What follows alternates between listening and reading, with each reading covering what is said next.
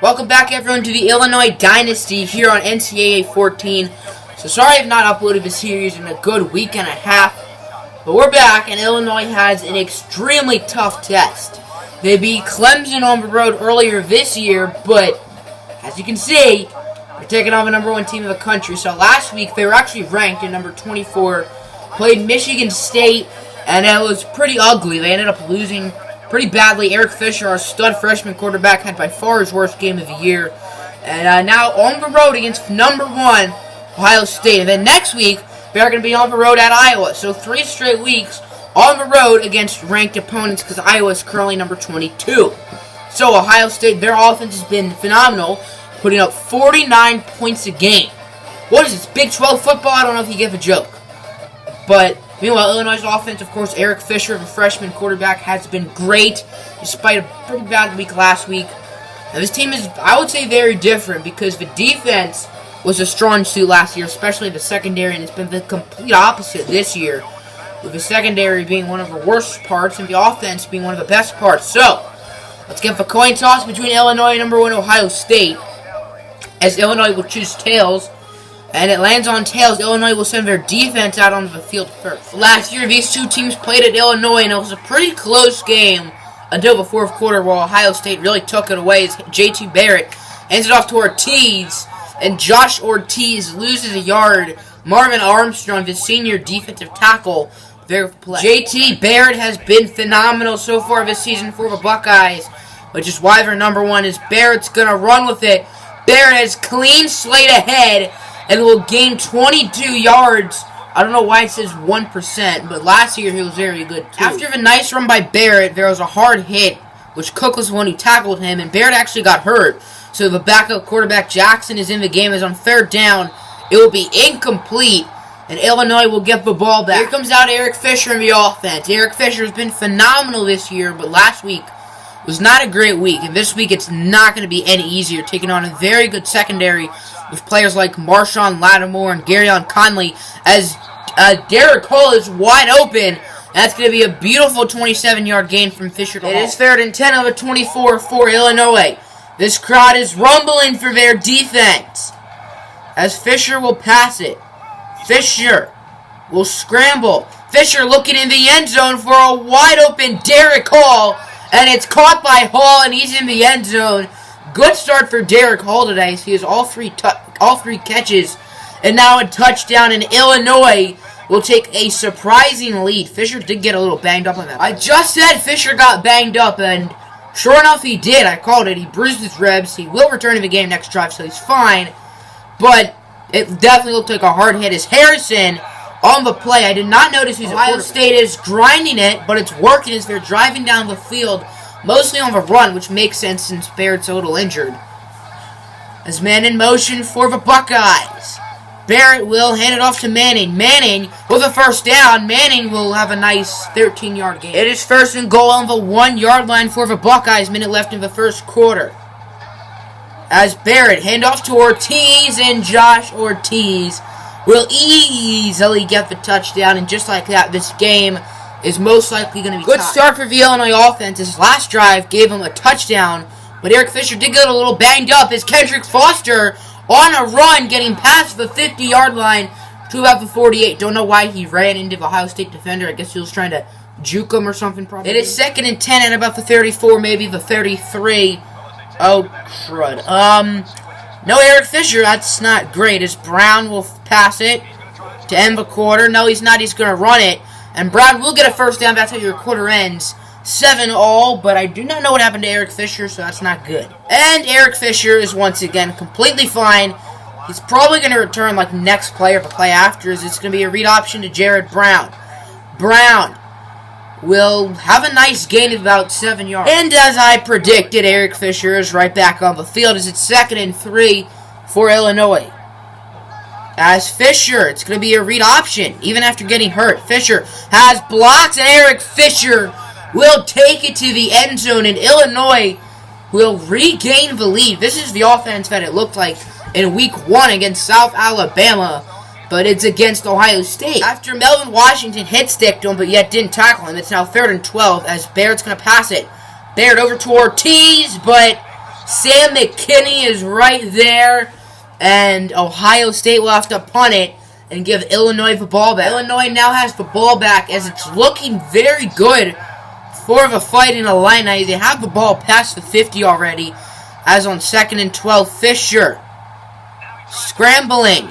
He's going to look for his best buddy today, or not today, but this season, in Jackson Kelly, gaining 21. It's 1st and 10 of a 12 for Illinois, as his offense continuing to look like it did earlier in the season, as Fisher will find a wide-open Jackson Kelly in the end zone, and Illinois will extend their lead against the #1 team in the country. It is now 3rd and 5 for Ohio State. This is a very big play, as Barrett under pressure.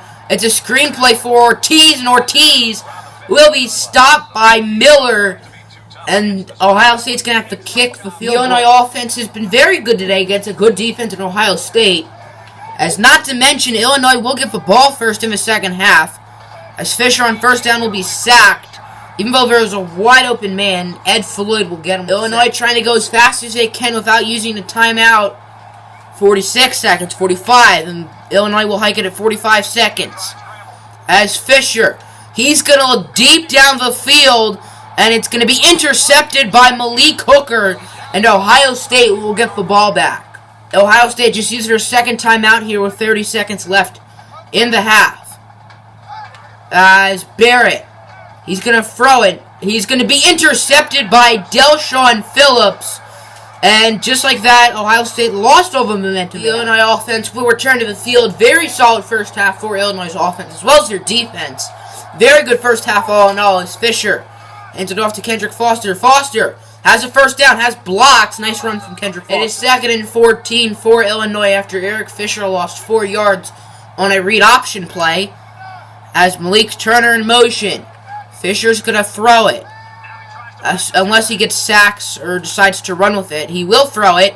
And it's going to be intercepted by Garyon Conley, so he's going to throw it. But in the hands of an Ohio State Buckeye. Ohio State is going no huddle, like this game loves to do, as JT Barrett will pass it on 1st down here. Barrett, he's not going to pass it, he's going to run it.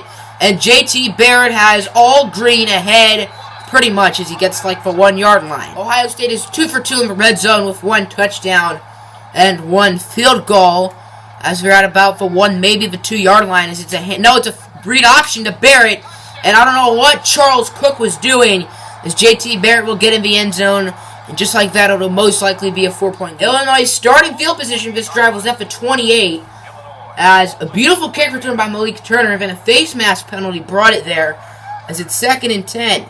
Fisher, under pressure, hit hard over to Kendrick Foster on a pass. Foster gains 5. The Ohio State offense is back as Illinois kicked a field goal, and it's now 24-17 as Barrett will run it again. Nothing unusual, and he does not know how to slide. Illinois was able to stop Ohio State, and their offense has been grinding and grueling. They're driving down the field pretty well. As Malik Turner in motion, he's been quiet today. Fisher scrambling, he's going to find a wide-open Jackson Kelly. Kelly gets to about the 10 yard line. Eric Fisher is hurt again, and it looked bad. Bad. Again, this is the 3rd time today as Jared Brown will hand it off to Kendrick Foster. And Foster will gain 1. 4th quarter underway as Illinois does have the lead, but last time these two teams played, it was very close. The first 3 quarters, and Ohio State ran away with it, as Kendrick Foster will get a touchdown, but I think Eric Fisher matters more than this. So still no update on the Eric Fisher injury, which is very bad because it's taken a while. That's not good. As Sutherland in motion, Barrett will read option it. Barrett has a 1st down once again. Still no injury update on Eric Fisher, which is extremely concerning. It's 3rd and 3 for Ohio State. As Barrett, he's going to take it himself. Trey Watson is not right there as Barrett, but he still won't get a 1st down, but surprisingly did gain it. And Ohio State's going to go for it, and Eric Fisher, okay, he bruised his ribs. He's out for the game. I don't know if he's going to be out long-term as Barrett will get the 1st down, and Ohio State's still alive as Barrett will get more. It is 1st and 10 for Ohio State. As JT Barrett, the center Whitworth was the one who ran it. It is 3rd and 5 for Ohio State. JT Barrett's only incompletion was the interception late in the first half. As Barrett will probably pass it. Or no, he's going to run it himself. Shocker, shocker. And Barrett will not get a first down, and it's going to be 4th down once again. And as predicted, Ohio State will go for it on 4th down once again. They are 1 for 1 so far. Can they be 2 for 2? As Barrett will once again get a first down himself. And once again, it will be a big play as JT Barrett will get the touchdown, and it's a 1-score game. Here comes out Illinois. At quarterback will be Chase Crouch, who has not played since his phenomenal bowl game. I'm surprised he's not been the main backup, and it's been Jared Brown as Kendrick Foster will get wrapped up, losing a yard. In the bowl game last year, Chase Crouch came in for, I think Wes Lunk got injured, and Chase Crouch was great in a very high-scoring win against UCF as Crouch on 2nd down. Scrambling. Crouch really does not know what to do, but he's going to find Jackson Kelly, who gains 28 yards. If Illinois can get a first down here on 3rd and 7, then they'll easily be able to chew the clock as Crouch on 3rd down, scrambling.